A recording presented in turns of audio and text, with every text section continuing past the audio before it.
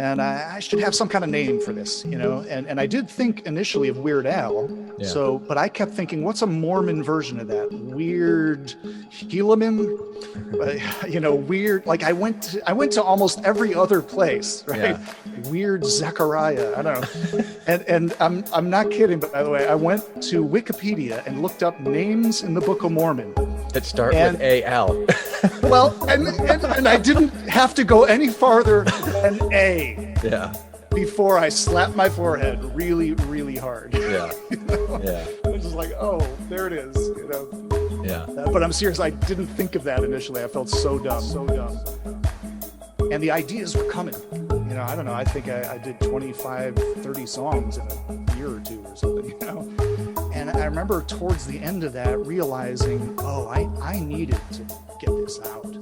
Because a lot had to do with I hadn't talked to anybody about a lot of the specific stuff. And I realized at a certain point it had to come out. And for me, how's it going to come out? Well, music.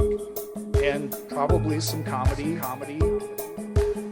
Well, you wrote something that really caught my attention.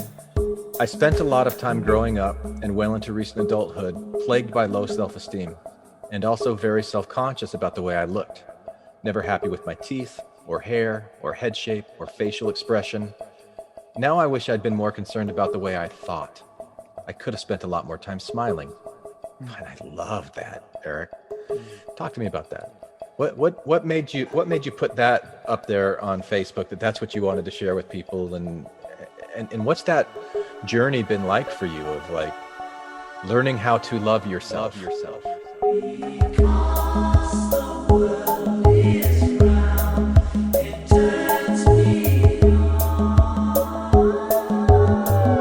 This is Infants on Thrones. Baby steps. You want someone to preach to? The philosophies of men. I like magical toys. You want religion, do you? Mingled with humor. I don't believe in them. There will be many willing to preach to you the philosophies of men mingled with humor. We are evolving. Baby steps. You can buy anything in this world with money.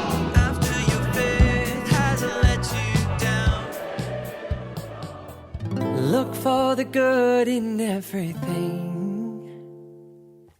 Look for the people who will set your soul free. It always seems impossible until it's done. Look for the good in everyone. All right, welcome back to Infants on Thrones. I'm Glenn Ostland, and this is episode 727.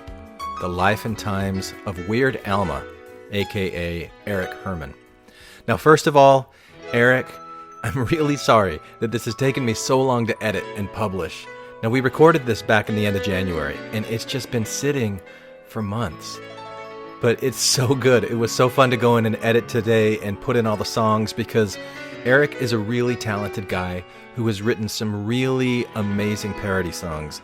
Like this one. We will keep on bringing cookies to your house until your bosom feels the burn. And this one. You're several months shy of 15.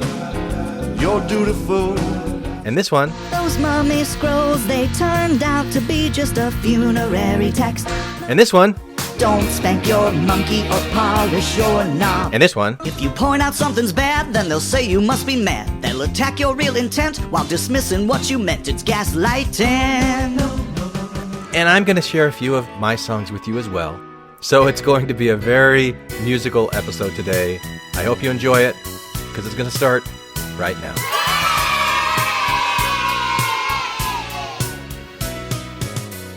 Before we get started too, I was going to ask, because I love some of the songs I've heard from you. That's you at the beginning of the show now, right? Down, down, let me down, da, da, da, da. That song. Catchy thing. After your faith has let you down. That's it. That's what it is. Yes. No, that's the Broken Bells. Oh man, I swore that was you. Okay. Oh, cool. Well, thanks. I'll take it. No, It that's sounds James like Mercer. Oh, all right. Well, again, before you asked, like, I mean, we could talk about, because you're a parody artist yourself of great renown. Talk about the craft of that, or I do feel a a kinship little to, bit, right? like as Yeah, I sure. listen to your stuff, I'm like, yeah, we're kind of cut from the same cloth in some of these things. But you've done such a good job, and so we're gonna cover some of these Okay, songs, and yeah. we're gonna talk about some of the things that you did. And you called yourself Weird Alma. Why Which don't we was totally an accident, by the way. really? How was it an accident? It I'm going to embarrass myself by telling this story. All right. So I had done a few of the Weird Alma songs, and at a certain point I said, okay, I got 6 or 7 of them. I'll put them together on an album, put it on SoundCloud or Bandcamp or something. And I should have some kind of name for this, and I did think initially of Weird Al. Yeah. So, but I kept thinking, what's a Mormon version of that? Weird Helaman? Weird. Like I went to almost every other place, right? Yeah. Weird Zechariah. I don't know. And I'm not kidding, by the way. I went to Wikipedia and looked up names in the Book of Mormon That start with A-L. Well, and I didn't have to go any farther than A. Yeah. Before I slapped my forehead really, really hard. Yeah. Yeah. It's just like, oh, there it is, Yeah. But I'm serious. I didn't think of that initially. I felt so dumb. Yeah. So give, just for listeners who aren't familiar with you, and I know we had you on Infants on Thrones once before. Was it maybe 3 or 4 years ago? It's a while ago. Right at the beginning of the Weird Alma phenomenon. Yeah. and I think Tom interviewed you. Was it Tom and Randy? Yeah. Okay. That's fun. Yeah. And so you've been on Infants on Thrones before, and we've used your music before, some of your parody songs. And so just real quick, what's your story of being a Mormon and not being a Mormon? or being a different kind of Mormon, or however it is that you see it. You just said the quick version. Yeah. I was a Mormon, now I'm not. So there Yeah. you go. The extended version is much longer, but broadly speaking, I joined the church at age 20 from missionaries knocking on my door, and they opened the door, and I said, "Oh, I was hoping to talk to you guys at some point," which happens all the time, right? That's where the weird part of Weird Alma came from. Yeah, leading, there was some stuff that happened before that led to me being in that place. The short version is I had seen church commercials on TV. They used to be on the cable channels all the time, right? Some treacly family message, right? But at the end, I saw Church of Jesus Christ of Latter-day Saints. And I sort of had this weird pseudo hipster Christian stoner rock guitar player persona for several years as a teenager, right? And I didn't want to join any church in particular, but something about Jesus appealed to me. Had a lot to do with listening to Jesus Christ Superstar. No lie. Yeah. I know the Mormon church denounced that, but I would not have been a Mormon had I not loved that show so much. Yeah. And I had also been into prophecy, the late great Planet Earth, Hal Lindsey, The Plain Truth, Herbert Armstrong. I was reading all that stuff, and I thought, ooh, I think these are the end times. I was fascinated by prophecy and all that stuff. So what caught my attention was the word latter day. And in those commercials, and seeing that made me think, oh, they're into Jesus. They believe these are the latter days. Yeah, I'm gonna talk to them if they ever ring my doorbell, which they did some time later. So 20 years old, you joined the church, and when did you start questioning, and how, like, why did you start questioning? Okay, so fast forward to 2013, 14, something like that. I mean, I had questions all along, probably once the internet hit in the late 90s. I had stepped away from the church for about 5 years. due to substances, Mm. but came back to it. And at that point, oh, hey, there's this internet thing now. And more as interest of learning more about the church. I was really into it from an Indiana Jones kind of Yeah. point of view, this, finding artifacts and these Yeah. ancient We have that in common too. I stories. always liked that part of the Yeah. church. Yeah. And to me, And that like was the fascinating. Dan Brown, like, I'm going to try and Yes, find the yes. secret, like, and I'm in the temple and like, oh, so this means that, and that means this. And most people don't know it, but I've got it figured out. Yeah. Right. You put the symbols together your own way. And Yeah. that's a fascinating thing about any religion, really, or any scriptures, is that a lot of times they're written vaguely enough that you can attach meanings to them all over the place if you want. And so, it was really more looking for more knowledge, a thirst for knowledge and deeper doctrine that led me to be searching on the internet for various things relating to Mormonism. And guess what? The internet was full of all kinds of things about Mormonism, Yeah. a lot of which I hadn't really heard of before. The issues with the Book of Abraham, Yeah. were already pretty hot in the late 90s. A lot of things, the racism, all of that stuff. I mean, I had known about the 1978 thing, but there was all the pat answers that you get. Yeah. That, and polygamy, the same kind of thing. Oh, it was only a few people. It was for the widows, all of that stuff. And you never heard about the real stories, right? So, and where were you, by the way? I lived until 2004 in Buffalo, New York, which was very close to Palmyra. An hour and a half, which was another one of those things that really appealed to me at the time when the missionaries knocked on my door, and I said, "Hey, come on in." And they told me about this 14-year-old kid who talked to God and God answered him. That was super, super appealing to me. Yeah. And this whole thing happened, a drive away, an hour and a half drive away. And then, a couple months later, we went to the Hill Cumorah pageant. Yeah.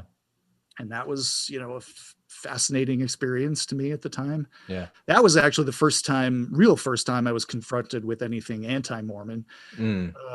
People handing out flyers. And I remember I went with my missionary friends, one of the guys who baptized me and I'm still friends with. You may even know him. I'm not going to mention his name, but he's out now too. He left long before I did. We're still in touch, but I remember most people would say, no, don't hand me that. I don't want it. Or they take it and crumble it up and throw it in the garbage can. And I took the thing and I said, "Oh, what is this?" And to his credit, my missionary friend, who was, a faithful missionary at the time, said, "All right, you know what, let's look at this."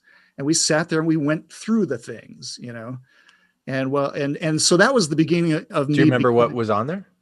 Oh, not specifically, not really, but it would have been some of the typical stuff. And actually some of it I would still have defenses against. Sure. Some of the Christian things, like there can be no more revelation because of don't add to scripture. Well, what about when they said that in Deuteronomy, all that stuff. Sure. So that was the beginning of me becoming an amateur apologist in a way. Yeah. And finding strength in my faith by being able to answer things and getting this sense of, I know this is true, so therefore nothing can hurt me or hurt my faith, hurt my testimony. Yeah. Yeah. Okay. So then we fast forward to you find stuff on the internet and things do start hurting your faith and your testimony, but you're kind of doing it to yourself as you're going, wait a minute, this Book of Abraham thing, the race and the priesthood thing, gender inequality, and it started weighing on you. And did you start doing your parodies around that time? Was that part of your process? No, that was all after I left. Okay. Right? And so fast forwarding, I'll try to simplify here, is, what I found for a lot of the years that I was a faithful member, I was still seeking out the doctrine and looking for information. And when I found critical things, I found that I would get a little bit nervous, but then I'd always, is there an answer for that? And I'd look up Farms or Jeff Lindsay and as long as they had some vague answer for it, okay, I'm okay. Yeah. So I wouldn't, and the thing is, honestly, when I wouldn't read either thing completely. Yeah. I'd read a little bit of the critical thing, get a funny feeling, go over to see if Jeff Lindsay had some. Oh, okay, he covered that. All right, read a little bit. Okay, that's fine. That's good. Yeah. And along with that, I would develop my own answers, or I had this collection of individual answers in air quotes to all of these 473 things. Right. And what I came to feel like eventually is that you can compartmentalize things individually, but as soon as you start to pull back, you see that it's just a big mess, and that started to weigh on me. But for me, it all went backwards. Like it started with the Book of Abraham. Right. And I just, the more I read about it, the more I tried to stick to certain answers about, there might be an extra scroll, we don't have to go into all of that stuff. But the more I found there really just isn't a good answer for that. Yeah. But my solution was to say, well, maybe things went off. Maybe he was wrong about that. Maybe things went off the rail at a certain point. Polygamy, you could look at all of that stuff in the later years. Oh, maybe that's why the Lord finally allowed him to be killed. There's all these things that you justify, but I could still go back and hold on to the Book of Mormon. So all the later stuff started to fall away. And then maybe the last year and a half that I was still in, I still had faith in the Book of Mormon until I just completely didn't, because I hadn't ever looked at that honestly in the same way I had been looking at the later stuff. Yeah. And I know, like when I reached out to you to do this interview, you said, I want to read Bathing with God first, and I want to complete that. And so now you've completed it. So I'm assuming that now you have found the book of truth that you've always been looking for. Yes. I'm ready to evangelize. You're ready. You're ready. Yeah. Okay. Yeah. No, I'm going to say this to any listeners out there that, I don't know Glenn very well. We've talked a couple of times now via this podcast. I'm not trying to blow smoke up your butt or whatever it is, but I really, really, very honestly love that book. Oh, really? Thank you. And it's I mean, I can use comparisons. I think I told someone it's kind of like if Ram Dass combined with I don't know. It's it's a mixture of things. Yuval Harari, like that. There's a lot of these ideas that you put together in a very clever and entertaining way. Good. Well, thank you. And that I related to very much too, because yeah. I think over the last couple of years, I've moved to some of that direction, metaphysical spirituality and such, right? Yeah. Cool. Well, you wrote something that really caught my attention, and this was on January 1st on Facebook. This was your Facebook post, and you said, "I spent a lot of time growing up and well into recent adulthood plagued by low self-esteem, and also very self-conscious about the way I looked. Never happy with my teeth or hair or head shape or facial expression. Now I wish I'd been more concerned about the way I thought. I could have spent a lot more time smiling." And I love that, Eric. The irony of this post is how much time I spent messing with filters to change the way I look in pictures. But the difference is I was having fun with that and not trying to fix something. Happy 2021, friends. Be kind to everyone and don't forget to be kind to yourself. Talk to me about that. What made you put that up there on Facebook, that's what you wanted to share with people, and what's that journey been like for you of like learning how to love yourself? Yeah, I don't know why I put it. It's different things at different times. I feel like, okay, I feel impressed to say this or share this. And it's one of those things I know a lot of people struggle with. And I guess at a certain point, just realizing the waste of time in my life that I put into that kind of energy of worrying about things. And, you know, I'm a reasonable looking guy. I've been successful in different ways, but I've rarely felt satisfied or happy and always concerned about things. And it's just, I don't know where it comes from. Honestly, that's the other big question. I know other people responded to that and said, "Oh, I feel exactly the same way. I had this happen when I was a child, or this and that." And I said, you know, it's funny because my parents were very generous in praise, and I don't know. It doesn't come from a place that it seems to often come for other people. But it's nonetheless, it's there, and it's always been there. And I've always felt like, and there's the part of me that I think compensates. I want to do more something, and I try too hard. That's one thing I see in myself too. And I see it in my music, in the things that I say and I do, where I'm, and it's just kind of an attention thing. You know, there's half of it is I don't feel good enough, and half of it is the ego of saying I should feel good enough because look at this, right? Yeah. You know, I know it drives a lot of artists. You know, the Beatles said we have the biggest egos of anybody. That's how we got to be who we are. And so there's this balance of having super low self-esteem about a lot of things, and also trying to overdo things to be seen in a positive way, you know? Yeah. Tell me more about like your relationship to your thoughts. Like you said that you wished you would have spent more time focusing on your own mind and the way that you think. Like how did you come to that insight, and what does that mean for you now?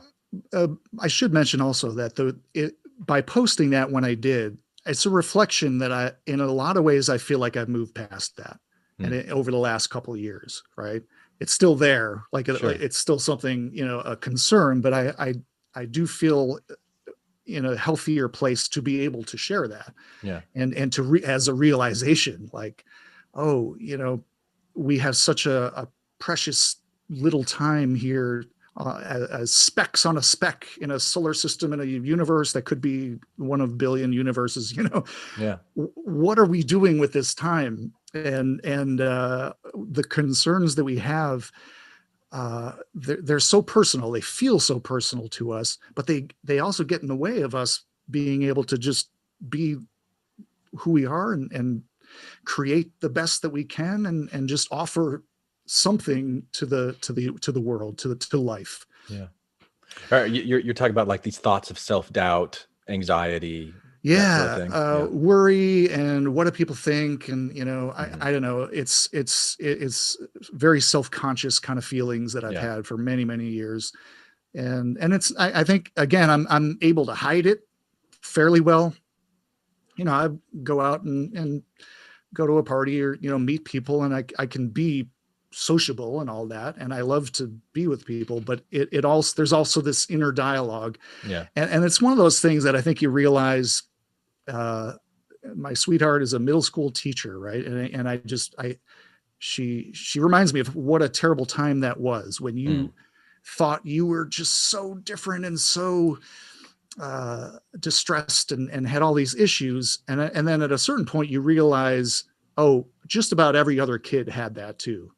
Right. The problem is we take a lot of that with us into adulthood too. And you know, I took it with me for many, many years. I had, you know, success with the music that I do. I do music for kids, right? Eric Herman, but also a lot of that, I couldn't enjoy it, I think, the way I should have. I look at some pictures that I took for albums or promotion, and I'm barely smiling, you know, because I'm trying to hide my teeth that I never got fixed, because, you know, and just things like that, you know, where here I'm presenting this character, this fun music, this creative thing to the world, to kids who don't care about that, for one thing, right? And but I it's just something I can look back on and see where I spent so much time worried about things.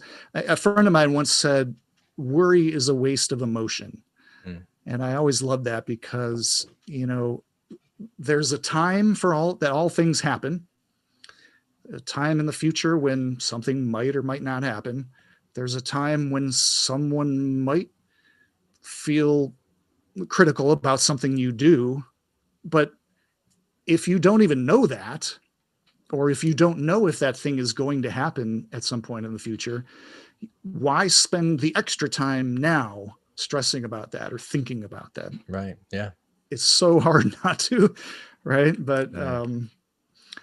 And that's the thing. I don't even know how specifically I've moved past that, but I feel like I have. A lot of it is just replacing. I think Sam Harris said, your mind is the thing that you live with 24/7.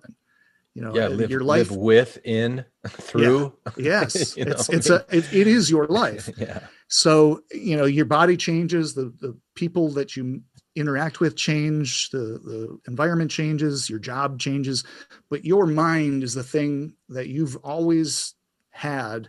So what's going on in there? Right. Yeah. And, a lot of it is just reframing things, recontextualizing things. And there's a kind of an irony I feel in the last few years, where being essentially an atheist, although, reading your book, I'm thinking thinking differently about Really how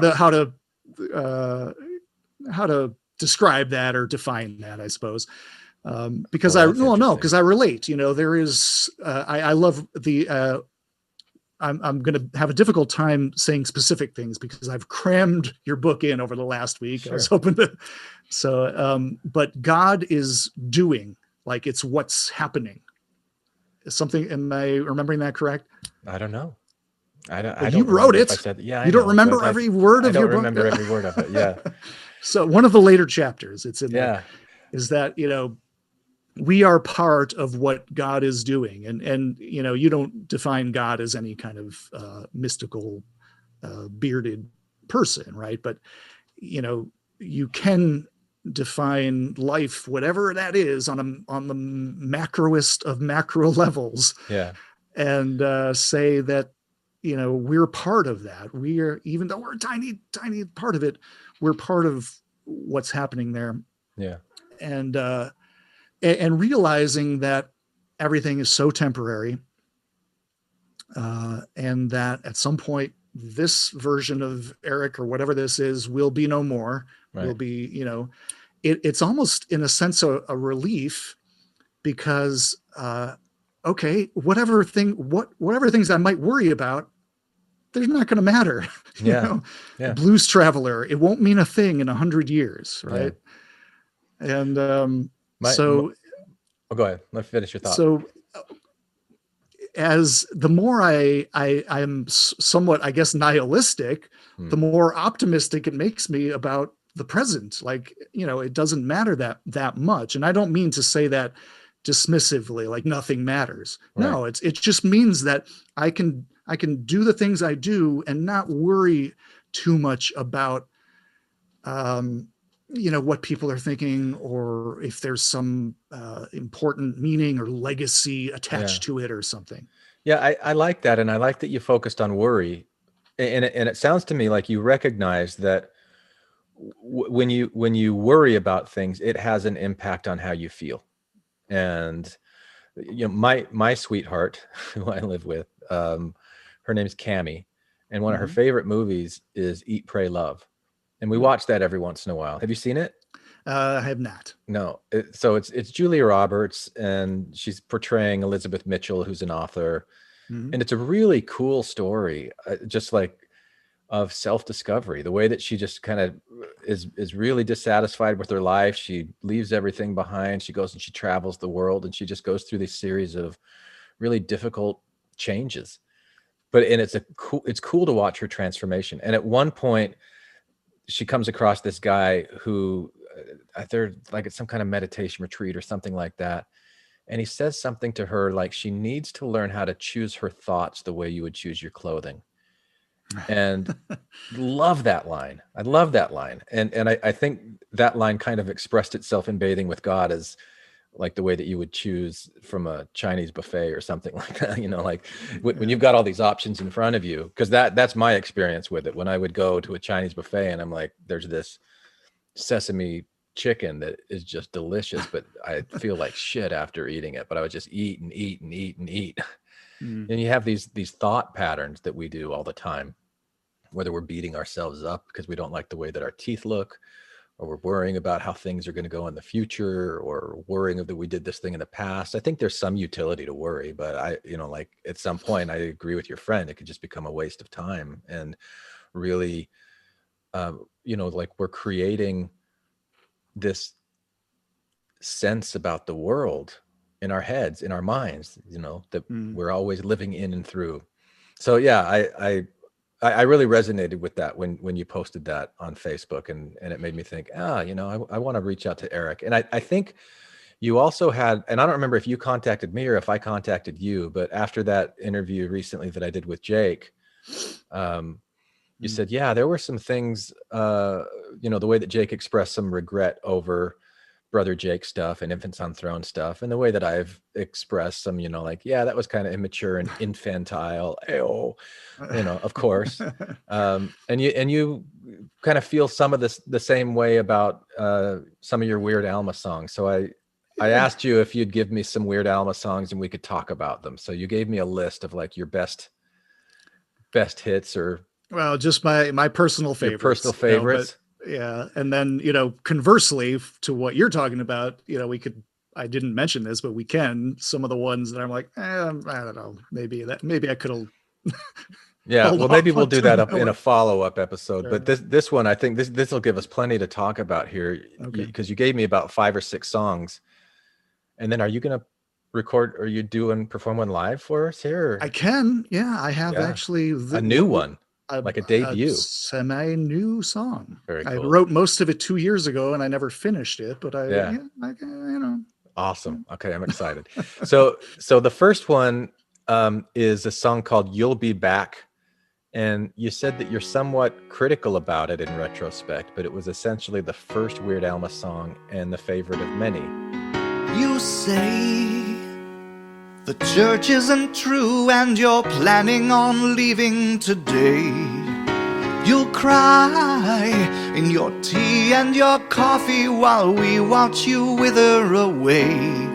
You'll be sad with hours and hours every Sunday and nothing to do.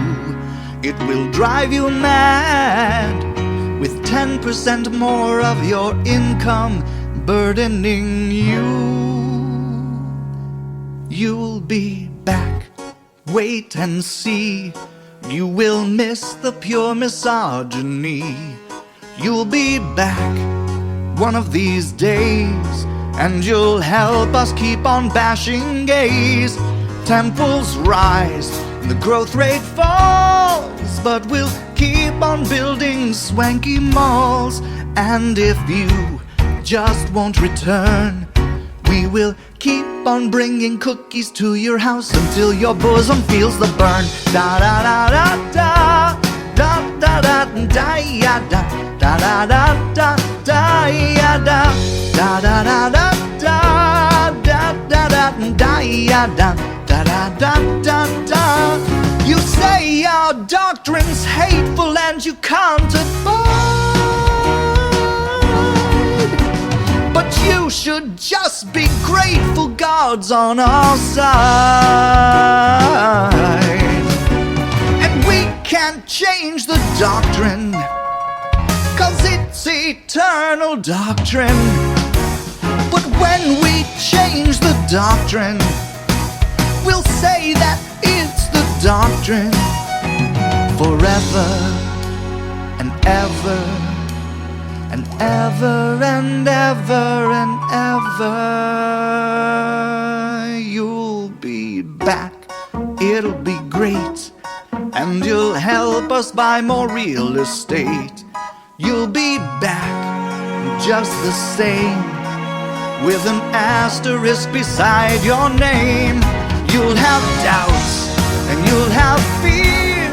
We don't care as long as your check clears.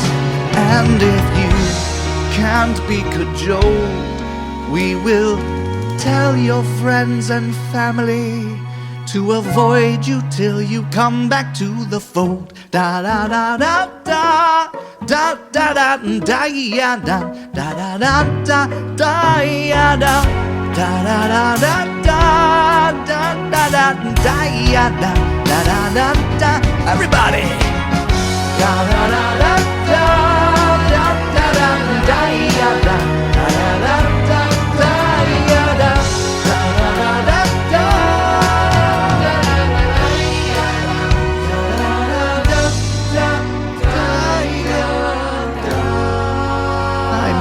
Really, where will you go? Yeah, well, I mean, it's a parody of the Hamilton song. I think that alone, a lot of people just resonated to that. Jake had actually done something a little to that, I think, too. But and this came. I left the church officially in September of 2016. I had mentally finished in May of that year, when it all kind of just fell apart, which was very matter of fact at that time. I remember walking down the street with my dog, and I just suddenly had this thought, oh, I guess it's just not true. Okay. And it sounds very, very matter of fact, but obviously a ton of stuff led up to that. That was painful and felt like loss. And after that point too, but I hung around for a month or so, tried to keep going, and then didn't feel like that was worth doing. So in September, I officially put in my papers, and I also did a Facebook post that was a Q&A, because I told 5 or 6 people, and they all seemed to have the same questions. Right. So I figured, you know what, rather than did like a frequently asked questions. I did. And well, I had originally started to write, this epic thing. Right. And I did the electronic version of crumbling it up and throwing, Yeah.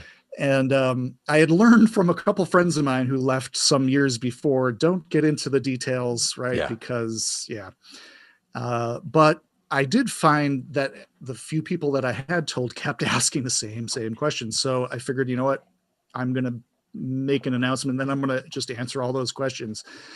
And I think it went really well as far as like my extended family and, some of the boundaries that were put in place, and people had a sense that I was making the right decision for me, even if it wouldn't have been the right decision for them. And then a month later was General Conference, right? And as we've seen in pretty much every General Conference since then, there's been a few talks about those who leave, and kind of characterizing us in certain ways. And I realize now it's not for us, it's for the people there, right? Yeah. It's kind of creating a us versus caricature. them. Yeah. Yeah. You better stay, right? And that was the that cautionary year, tales and all that sort of thing. Yeah. That year was Elder Ballard's famous, "Where will you go?" Right? What will you do? What will you do? Where will you go? What will you do? And so that was, and as soon as I heard about that, we did a parody song of that, actually. I remember. The decision to walk no more with the church members and the Lord's chosen leaders will have a long-term impact that cannot always be seen right now. If you choose to become inactive or to leave the restored church of Jesus Christ of Latter-day Saints, where will you go? What will you do? Where will you go? Where will you go? Where will you go? What will you do? At first I was afraid, I was petrified. Kept thinking where would I go without you for my guide? And I spent so many nights just praying fervently on my froggy knees, and I said, please, won't someone up there answer me? I prayed to God. In outer space, up there near Kolob, with that white beard upon his face. I should have seen it was a sham, that you had no power or keys, that your revelations were never revelatory. So I had to go. Walk out the door for my personal integrity. You got nothing to teach me anymore. Weren't you the one who taught me how to live like Christ? Do you think I'm stupid? That I'm stupid. When you don't take your own advice. As soon as I had heard that, you know, it stuck in my crow or whatever. I didn't watch conference. You know, when you leave those 10 hours twice a year, you want them back, right? Yeah. You know, but of course, you know, I read about it, and it just really bugged me, especially that my family and friends who I just had, I think, you know, I felt like a pretty good understanding of, you know, why I left. Now, nope, here's this big guy, and they're going to listen to him. They're not going to listen to me. And I understand that. Right. But it just hurt, you know. And I wrote the first verse of that song, and I think I posted it on Reddit or something, and it got, I don't know, 10 people said, okay, oh, that's nice, you know. And that was it for, you know, until about, I don't know, maybe a year later that you guys put the I'm trying to be like Jesus, you know, the first one you used that I actually recorded, you know, music for. So that was the initial thing. And then eventually I wrote the rest of it, you know. Yeah, that it seems like that conference talk from Ballard must have really ripped you apart a little bit, because there was this other song. What was it? I'm looking in the Do Some Good. Yeah, Do Some Good. Which I don't know if I want to play that one right now or not, or if I want to wait for that one, because that one was so tender that well, I might as well play it right now. It was more of an emo thing. Yeah. But where will I go? You wanna know? Where will I go? Away. Where will I go? Well, I don't know. But you don't get to say. You could do some good with the name you have. You could really help the world. Turn a chapel into a shelter, and you could really help the world. You always testify of what you feel.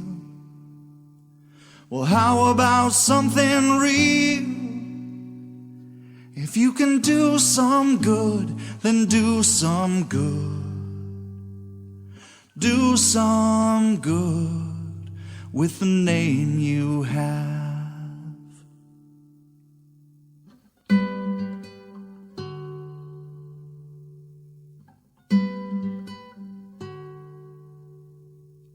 We are the sinners, and we are unworthy. We're too unclean to be seen in God's eyes, our Father's eyes. But you, so revered, that we stand when you enter, have said and done wicked things, mingled with Scripture. You've kept other races from your holy places, massacred the innocent and called it atonement, forced your dominion on your precious women, gave your protection to those who hurt children, poison the meekest with fear and with lies. And we can't criticize, and you won't apologize. Apologize. You could do such good with the wealth you have. You could really feed the world, turn a temple into a hospital. You could really heal the world. Testify of what you feel. But how about something real? If you can do some good, then do some good. Do some good. Do some good with the name you have. Oh no, where did they go? Where did they go? Away. So you say emo thing, like, Well, I just hear, like, when I listen to that, first of all, you know who Norbert Leo Butz is? I don't. Okay, Norbert Leo Butz was the original Fiero in Wicked. I saw him on Broadway. He was the Steve Martin character in Dirty Rotten Scoundrels, but the musical. I don't know if you've ever heard the musical Dirty Rotten Scoundrels. It's really funny. I was alone and cold and damp.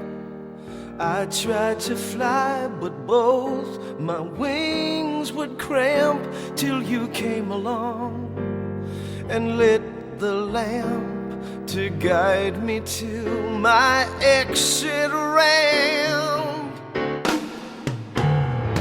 Love is my legs and you are my love, so you are my legs, my love. Finally, But he's got a beautiful voice. He was also in the movie Dan in Real Life.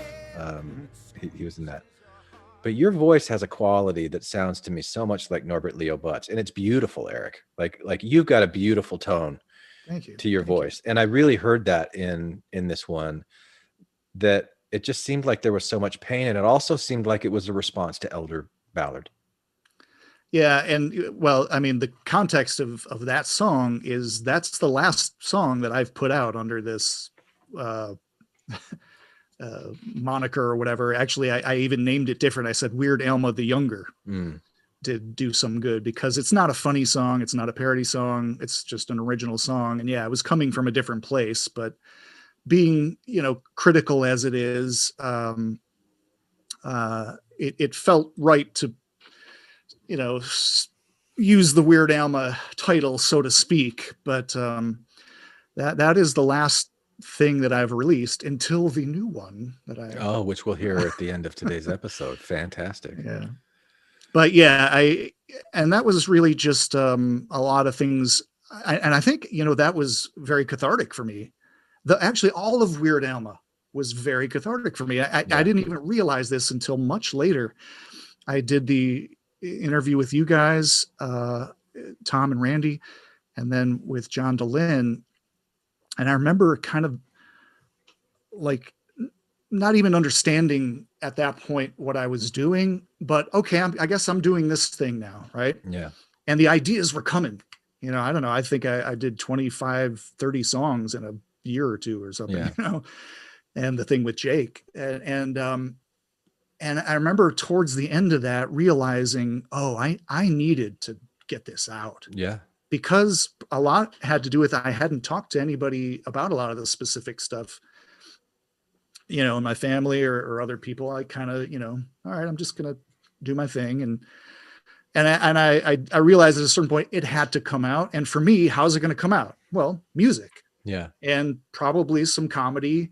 And, so I found this persona that made it palatable in a way, or made it entertaining or something. Right.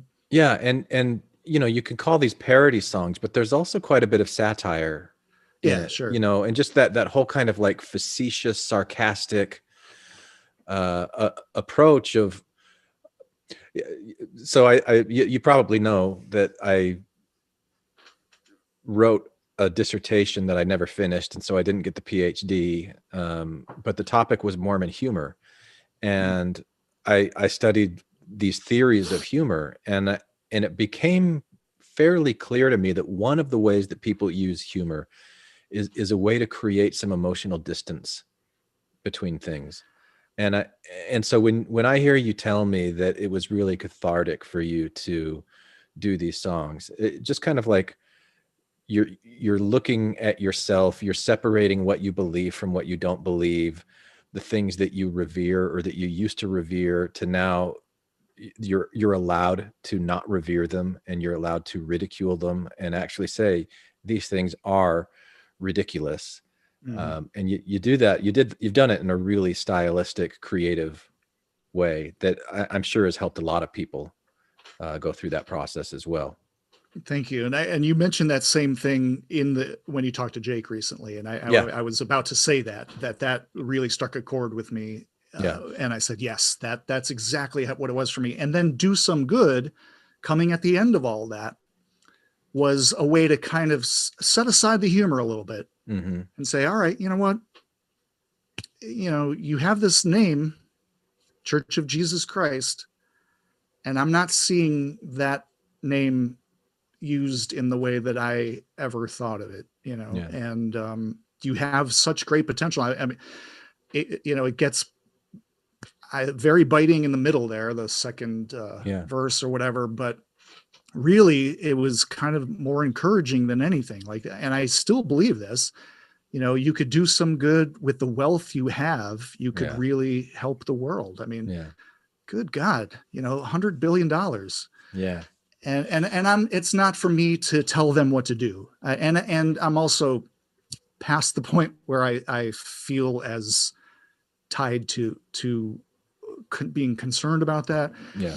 But, you know, my friends and family are still in there. I love, and, you know, I would like it to be more like that name, Jesus Christ, you know? Well, and then hearing your story about your conversion and how the name Jesus Christ was really what drew you to it in the first place, and that it was Jesus Christ in the latter days, that makes a lot more sense to me as I'm hearing you say that, hearing that part in your song. Yep. All right, so let's go to one that's a little bit more flippant. Yeah. You're several months shy of 15. I'm the prophet Joe Smith, I beseech you forthwith to be my wife number 29. You're several months shy of 50, and you're dutiful, so be mine. If you don't, I'll be floored by a big flaming sword, wielded by an angel divine. You're several months shy of 50, and you're dutiful, so be mine. You're my baby, practically, you're my boo. Since you were 11, I've been grooming you. I know you're devout, so you should have no doubt. But ooh, please don't let Alma find out. If you marry me, I'll exalt your family. I'll talk crap about you if you decline. You're several months shy of 15. You're dutiful, so be mine.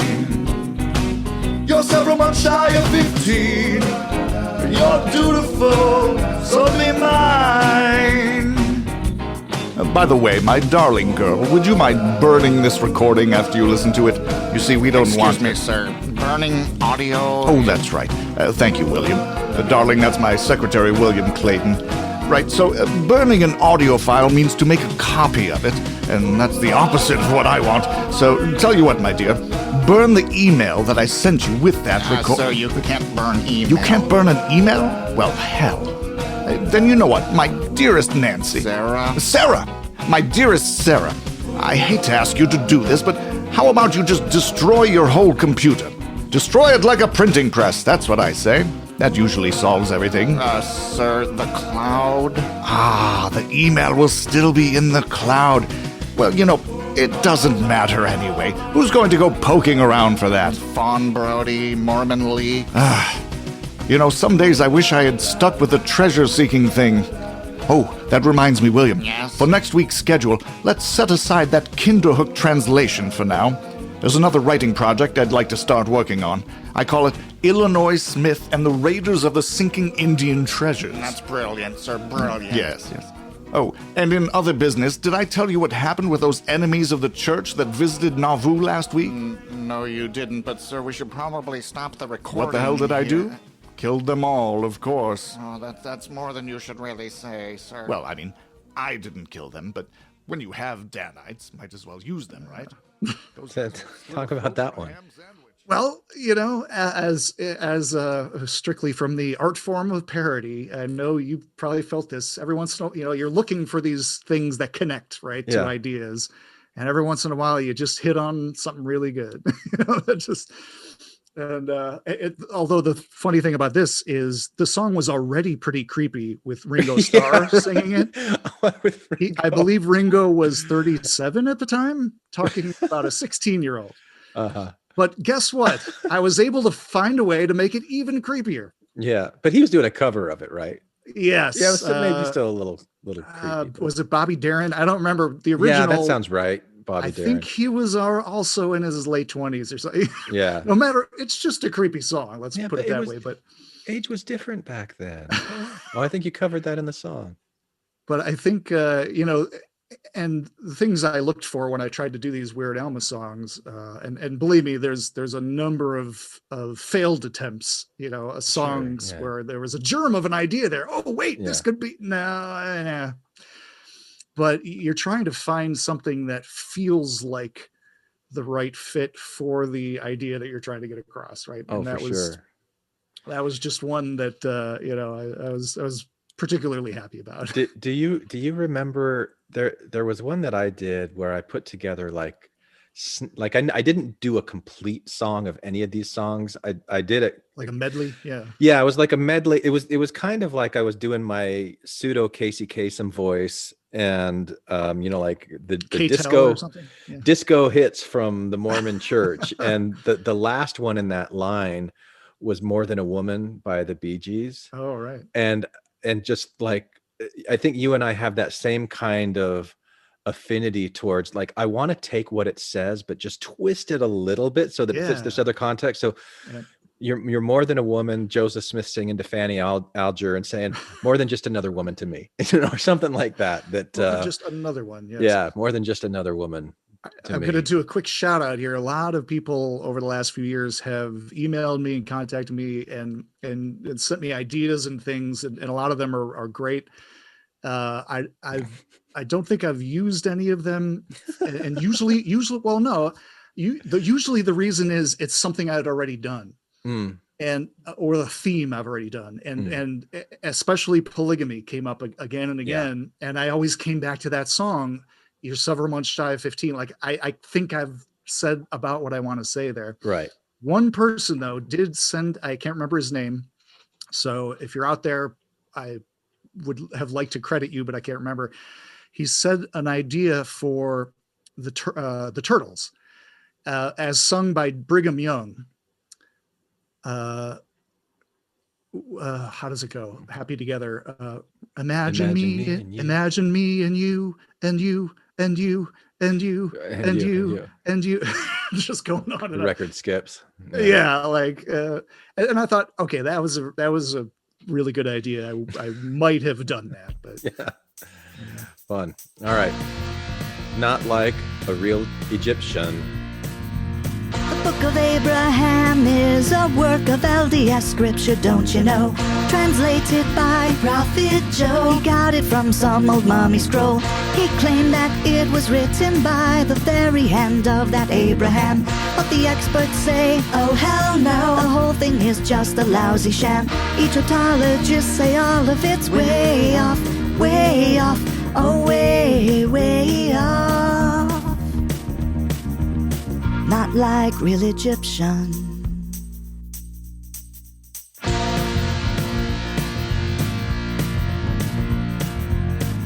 those mummy scrolls, they turned out to be just a funerary text.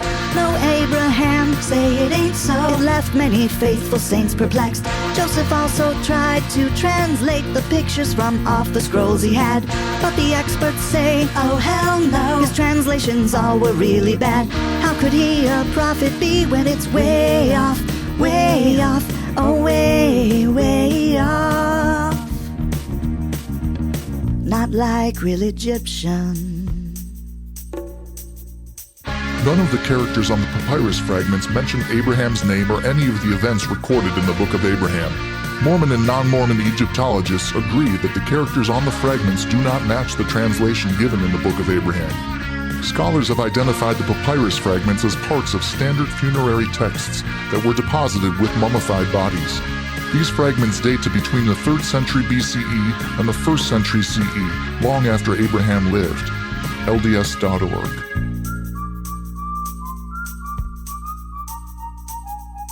Joseph also wrote his very own Egyptian grammar and alphabet. Once again, the experts say, hell no, it's about as wrong as you could get. Now the church admits things aren't right, but only barely acknowledges. And they must defend the prophet Joe, so they call on their apologists. They'll say that Joseph saw the pictures on the papyrus and then he let the inspirations start to flow. But that really strains credulity. It's all full of made-up bull and it's way off, oh way off. Not like real Egyptian. Not like real Egyptian. I liked that one.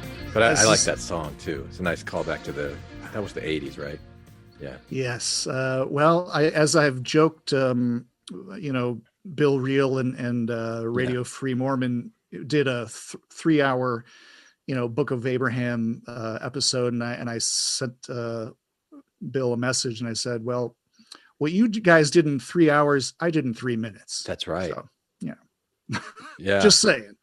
And the Book of Abraham, that was one of my big shelf breaking issues. Like it was almost like when I did the research and saw that because I was one of those guys that when I was bored during sacrament meeting, I'd open up the maps and I'd look at the maps, or I'd open up the facsimiles in the Book of Abraham and I'd look through those. And because I liked the whole Dan Brown, Indiana Jones kind of flavor of Mormonism, I'd be looking at these ancient hieroglyphs that are in facsimile 1, facsimile 2, facsimile 3.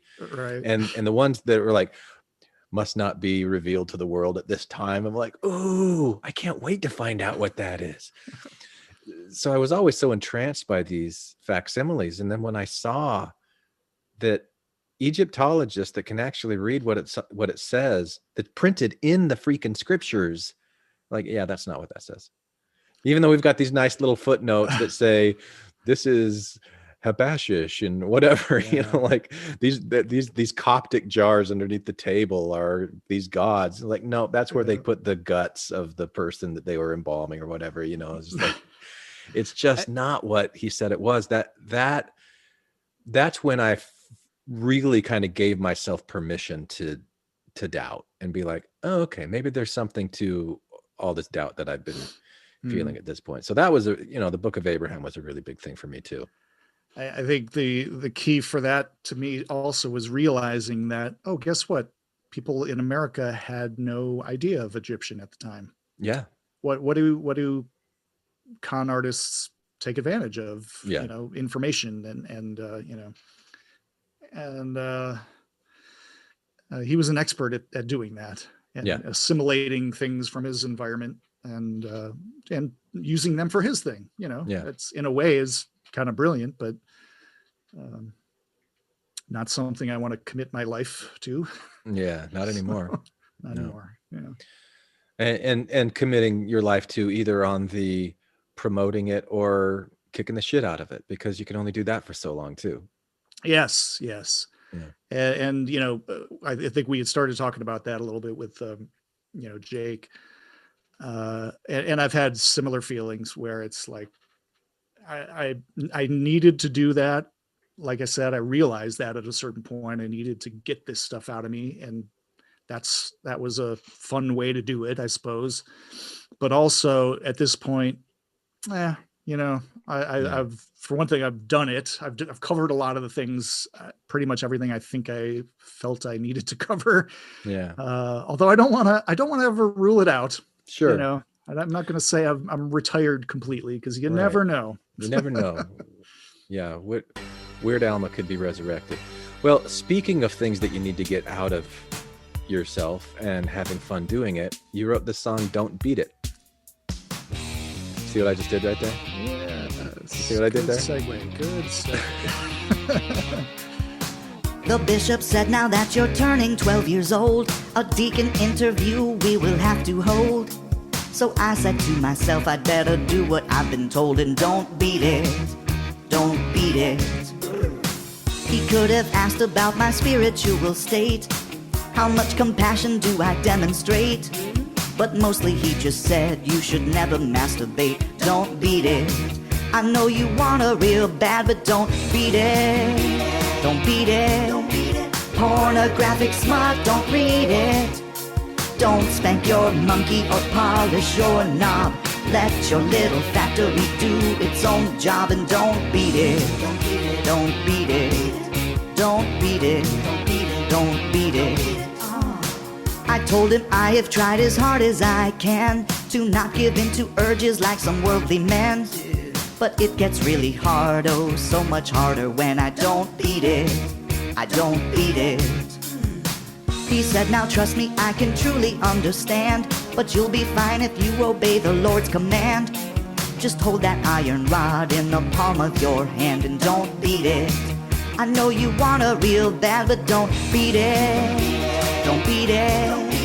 When it's getting hard, so beat it. Don't free your willy or play the skin flute. Go to sleep only in your Sunday suit and don't beat it. Don't beat it. Your sperm is sacred, don't deplete it. Don't milk your lizard, don't charm your snake. Take a cold shower and eat some cornflakes, but don't beat it. Beat it, beat it. Don't beat it, beat it.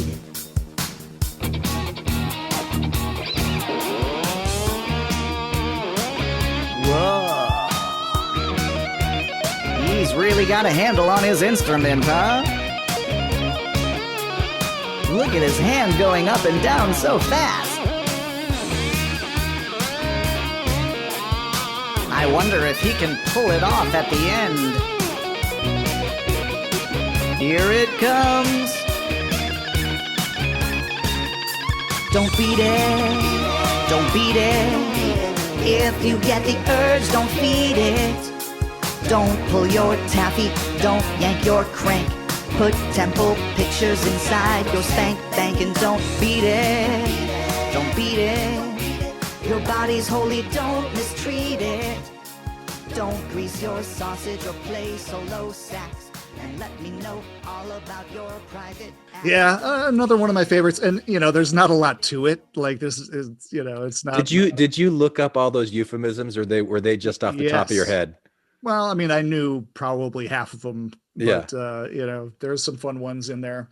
I was glad to be able to work in the cornflakes and other things. What's the significance of the cornflakes? Oh, Kellogg was a huge Oh, that's right. anti-masturbator. Yeah. Well, but I thought that wasn't there like a movie? Yes, with Matthew Broderick and Anthony Hopkins. Yes, as Kellogg. Yeah, and they were and Bridget Fonda.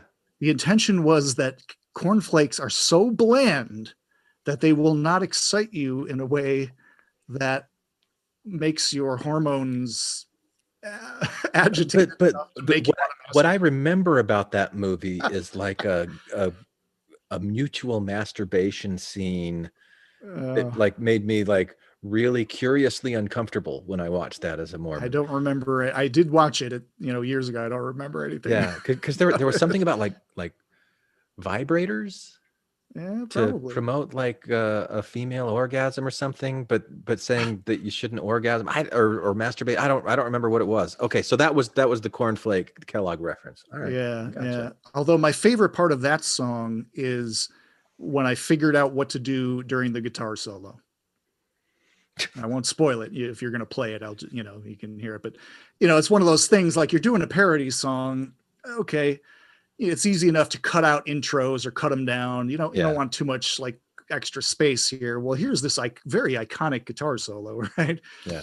Eddie Van Halen. And, but am I just going to, play it and hear it? I don't know. But I've found a resource of humor in there. Yeah. All right. Okay. So I think we've got one more song on here before we go to your new one. And that's from the Grease soundtrack. Instead of Grease Lightning, Gas Lighting. Yes. Which I thought was pretty good. The Mormon church is so dogmatic. It's really problematic. It can feel so traumatic when they're gaslighting. They'll make you question everything about your own sanity, oh yeah. When you question, they make you question. If something seems wrong, that's just the way it's supposed to be, oh yeah. It's your problem, not the church's problem. If you point out something's bad, then they'll say you must be mad. They'll attack your real intent while dismissing what you meant. It's gaslighting. Oh, well, it's so gaslighting with the things the prophet Joe would do. No seer stone, he didn't use a seer stone. But then they change the narrative and tell you that they always knew. He used a seer stone, of course he used a seer stone. It's always been Orwellian. It's gaslighting. Howland said the missionary force would grow as God directed, oh yeah. But when it shrank, they had to say that was exactly as expected, oh yeah. You thought 2 + 2 was 4, might not be that anymore. Cause when you start reproving, those goalposts start moving. Gaslighting. I am Elder Stephen L. Stickenbottom, and I welcome you to this brand new exhibit at the Church History Museum entitled Transparency Through the Ages. As you may know, our church has always been open and honest about our history, and so we wanted to... Excuse me? Yes? I know the tour is just beginning, but I already want to bang my head against a wall. Oh, sure. Well, please use the wall to your left. Okay. We seem to get this a lot. You can see the impression of Bill Reel's head over there. Okay now, moving on. Our first stop is to show you all of the several different accounts of Joseph Smith's first vision. As you can plainly see through the foggy glass display case on the miniature printed copies, there are no important differences between any of these accounts. It looks like this 1832 diary page was torn out and taped back in. Oh no, you must be imagining that. It has normal wear and, tear for a document of its age. Now over here we have the Book of Abraham. I heard that has some problems with its translation. I'm afraid you heard wrong. See, it never was a translation. But it says right here, translated from the papyrus by the No, prophet. you see, that's not what translation means in this case. It means that Joseph was inspired by a document that had no connection whatsoever with Abraham to write a book that claims that Abraham himself wrote the book. It's rather obvious, really. Oh, and when Joseph translated the Book of Abraham, he may have used this beautiful seer stone, which we are proud to display here. Wait, didn't Joseph Fielding Smith insist that seer stones were never used? No, you're taking that out of context. You know, you want to be careful about playing whack-a-mole with church history issues. Now, if you'll come this way, you can see a diorama depicting Joseph Smith surrounded by over 30 of his beloved wives. Of course, we understand and accept that he practiced polygamy and polyandry, as expected. Some of his wives look really young. Some were as young as, several months shy of 15. But as I'm sure you're aware, several months shy of 15 was in the extreme outlier range for what was the customary age for marriage at the time. We were never taught any of this stuff at church. Well, if you didn't know, then it's your own fault, because many egg-headed church historians and scholars have known about these things for years. You're just not well read enough, apparently. Hey, you want to go back to that wall again? Yeah, let's go. It was so gaslighting when the gospel topic essays were done. We used to say that stuff was anti-Mormon. Now it's so gaslighting when they're redefining translation. When it says translate, it doesn't mean translate. The things they twist, she'll make you pissed. It's gaslighting.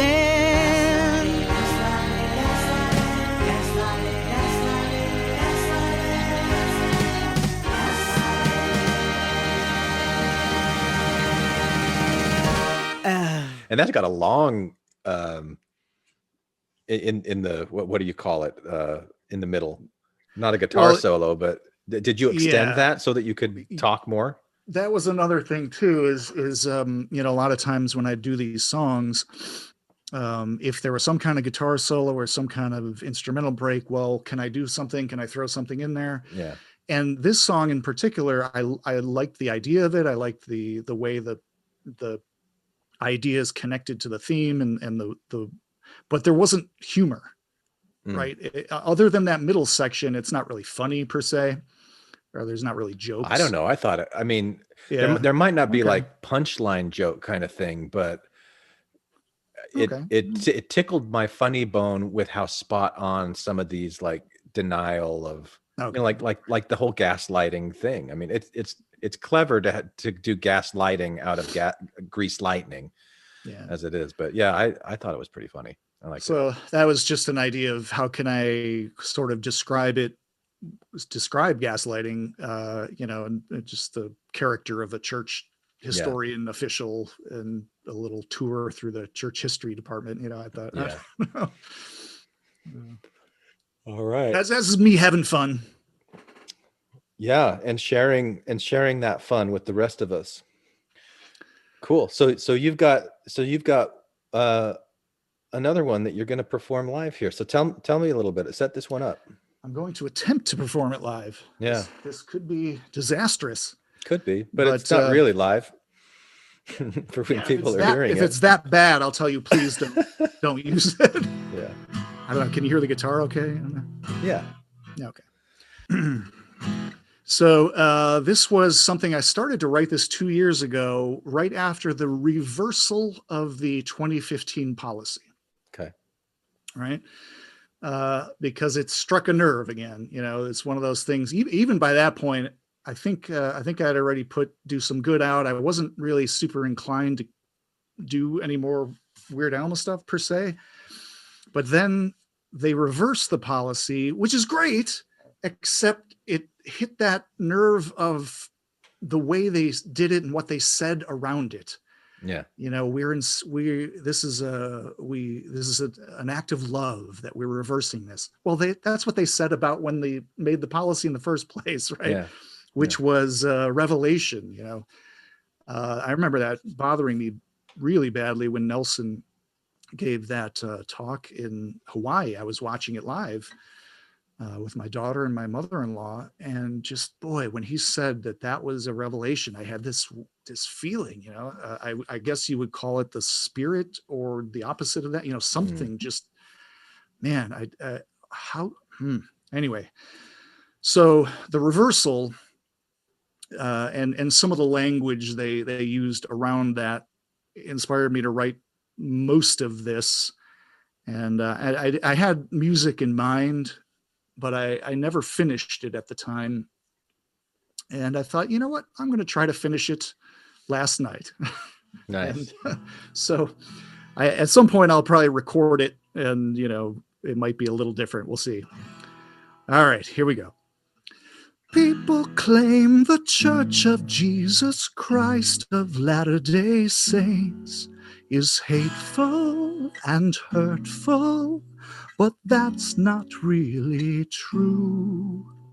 With every revelation, we have higher thoughts in mind, and this defines the point of all we do. We hate with love. When we considered all the children of the couples who are gay, and we made a policy on that 2015 day, we made it with love. We excluded with love. Then because of things that seers and prophets could not have foreseen. We reversed that policy in May of 2019. We reversed it with love. We reversed it with love. Love, love, straight from the Lord above. When we hate with love. When our leaders took those teenage girls in the springtime of their lives and convinced them to become among the dozens of their wives, they took them with love. Ouch. They coerced them with love. Oh yeah, this is kind of dark. When we saw our colored brothers who didn't keep their first estate and denied them of the priesthood until 1978, we denied them with love. We were racist with love. Love, love, straight from the Lord above. When we hate with love. In the 90s, intellectuals, we excommunicated them with love. At BYU, the homosexuals, we electrocutated them with love and kept on telling them for decades that they were broken, unworthy, and vile. Better dead than gay is what we would say. So when they would strive to take their own lives, we knew they had heard every loving word we had told them with a smile. We love you. When we went to Mountain Meadows, we asked, what would Jesus do? So we murdered 120 while their wagons were passing through, and we killed them with love. We slaughtered with love. Love, love, straight from the Lord above. When we hate, oh, we hate with love. I will always love you. Can you feel the love tonight? All you need is love, love. Love is all you need. Yay! We got a little Moulin Rouge elephant love song medley at the end of that one. Nice. So you've had that one sitting around for 2 years? Yeah, most of it. I added the bridge yesterday. I added, a couple of chords, changed a few words, that kind of thing. But yeah, it's been sitting in the vault. So that's right. I went into my vault in the outskirts of Utah. So how do you feel now? Like when you read something like, or sing something like that, or write something like that, and just that juxtaposition between the things that they're doing and the things that they say, like, I can honestly say that compared to, a year or two ago, I feel like, I'm much more of a past a lot of that, right? I think a lot of people get us to that point. We're in the church and we're in the church and then we're out of the church. There's these two things, and now I'm just a human. I'm just Eric, and doing other things mostly. But obviously, I still have some connections. I still see things on Facebook, and it is these kinds of things that still get to me. Right? It's not even it's not, I'm perfectly happy for people I know and love to be in the church, and they find the value in that. I'm not, have no intention to dissuade them of that. The furthest I'll go with that is to say, I wish people would think, okay, do you know about this, and this, and you still want to stay? Okay. All right. If you don't, well, maybe you should know about this. Like, that's as far as that goes with me, with members and people. But the organization, yes, when certain things about the organization and the messaging coming from there still, yeah, will kind of bite a little bit, and I'll bite back. Yeah. So. I wrote a song back in probably 2009 that I don't I probably could play it on the guitar and sing it, but I haven't done that for so long. And I've got a version of it that's kind of cheesy, and I've always been really embarrassed of it, but I think I'm going to attach it here. I think I'm going to put it on here in honor of you, Eric, for me sharing, sharing. And it's called Not Worthy. You feel so pious in that shirt and tie, but no wrinkle-free slacks can hide your evil eye, 'cause you ain't worthy. You just ain't worthy, yeah. If you can't see it by now, no one can show you how. You just ain't worthy. Come on, Red. See that guy walking down the street, making eyes at every guy that he meets, or he ain't worthy. He just ain't worthy, yeah. They say that straight is the way, and narrow the gate to be found worthy, yeah. See that guy with them tatted clothes, tattoos and makeup and a ring through his nose. Well, he ain't worthy. No, he just ain't worthy, yeah. He don't know what you know, and oh sweet Lord, how it shows. He just ain't worthy, yeah. Well, now, give a man a fish and he'll eat for a day. Teach him how to fish, he'll just crave beef anyway, 'cause he ain't worthy. Yeah, he just ain't worthy. You don't play by the rules, you get no heavenly jewels if you ain't worthy. They say the worth of the soul is greater than gold. You think you're so special, yeah, with you they broke the mold. So cross all your T's and shut all your eyes. Ask no intellectual questions, and I'll tell you no lies. They say that God will save the good ones, yeah, it's just as well. Oh, he loves the good ones, but the rest can go. Yeah.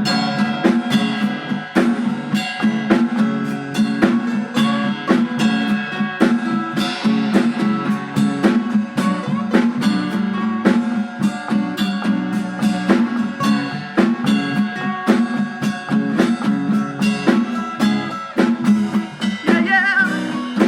Ooh. Oh, yeah. Now I believe in God, so let's don't be confused. Just so fed up and tired of all the stupid ways his name gets used and abused. 'Cause the truth is, no one's worthy. You set your heart on a throne, but you'll just end up alone. 'Cause yeah.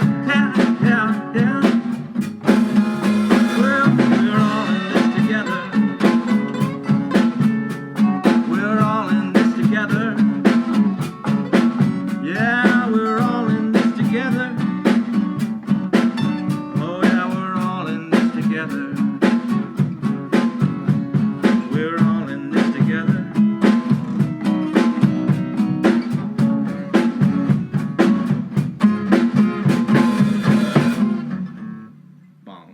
that song for me came about because I was having this imaginary conversation in my head with my dad.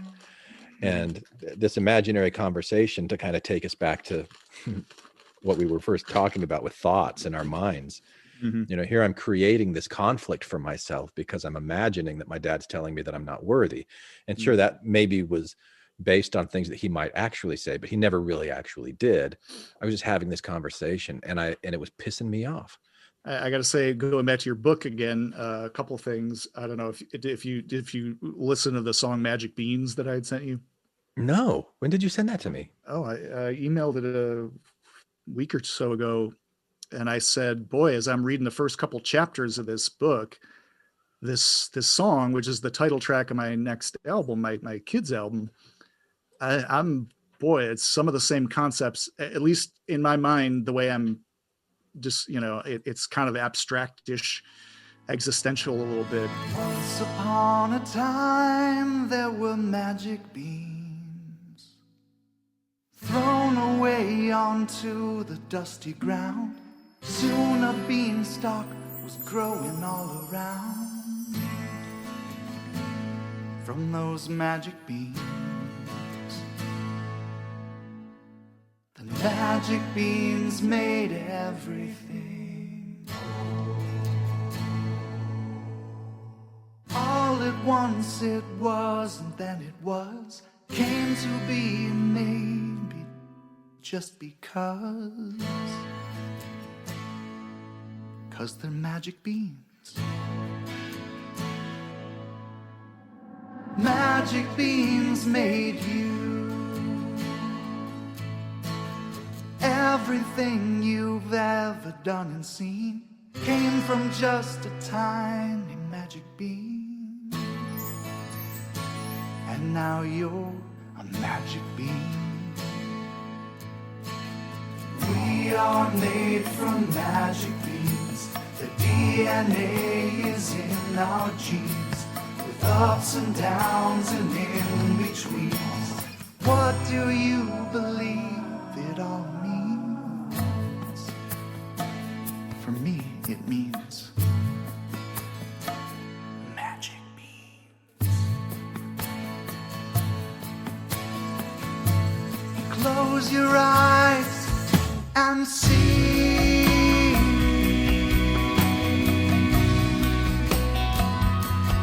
Make believe.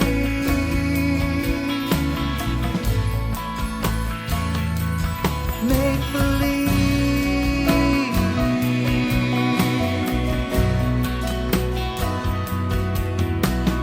Life is all just magic beans. A story, and we write it every minute. Once upon a time, we were in it. Once upon a time. I tell you, it's really striking to me at least, like reading your book and some of the ideas in there and realizing that I was in the same headspace, and this is how it came out of me, right? Yeah. Just the idea that, cells or atoms, or we're all these are all parts of life that we became us. We're just a collection of all those, like you talk about in the book, Yeah. and in a sense, we are just a cell of ourself, our whole being, our whole, I don't know. So, but yeah, listen to that. I'm really excited because I'm having a VR music video made for that song, and I can't wait. Cool. It's going to be like really cool, I think. But nice. Yeah. I don't know anything else. But yeah, I think it made, when I was reading your book and I thought of that song, it just made me think that I've been in a similar headspace as you for the last year or two. And this is how it came out for me in music, and, Yeah. Yeah. Another song that I did, around the same time as Not Worthy. I think I wrote this one like a year earlier, but I called it Make Believe. You feel so far away. It's like I never knew. And when I called your name, where were you? It seems like such a long, long time. And since I had you here with me, when you're so far away, it's like I never knew. But if I make believe I can see you, but if you're only in my dreams, how can I know you're really here with me? Till I see you.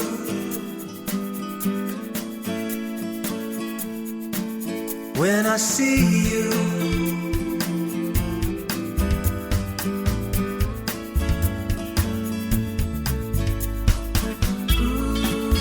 And since you went away, I'm standing here alone in the rain every day. But if I just make believe, you might be here with me. It feels like I'm just fooling myself. I can't think of anything else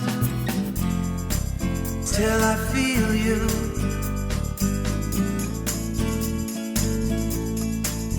When I feel you.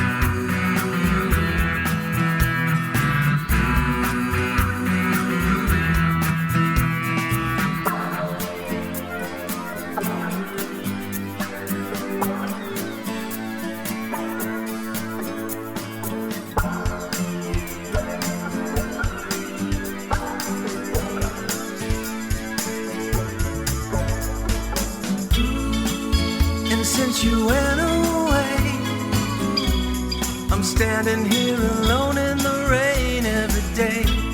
But if I just make believe, you might be here with me. I guess I'll just keep fooling myself. I can't imagine anything else till I see you. When I see you.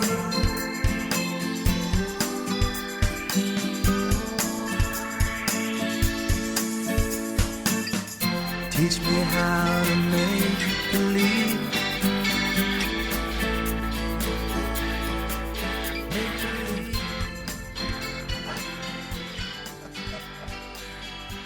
Okay, I'm gonna interrupt you here because you know where I was reading or just telling you the words of that song? Yeah.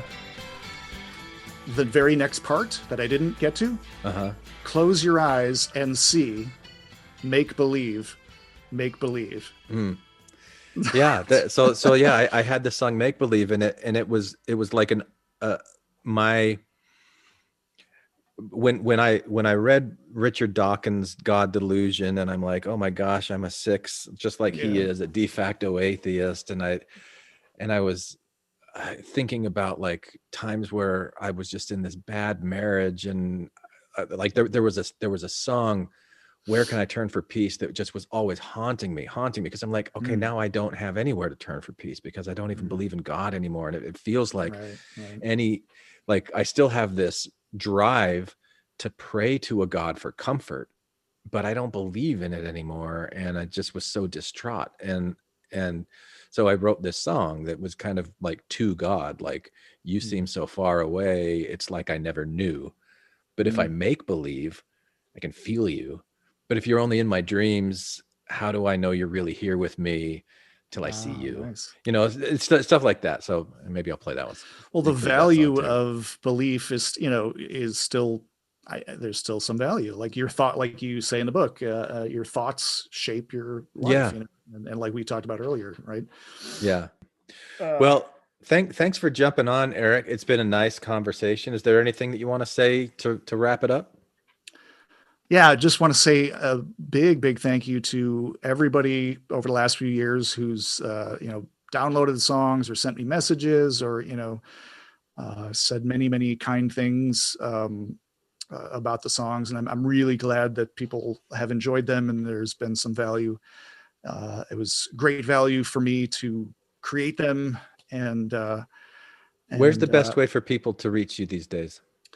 Well, I still have weirdalma.com, which redirects to Bandcamp, weirdalma.bandcamp.com, and everything is completely free to listen to and I believe download. Mostly we're finishing this album, working on new videos, and we're going to do a theater type show. Where are you again? Are you in Utah? I'm in Arizona.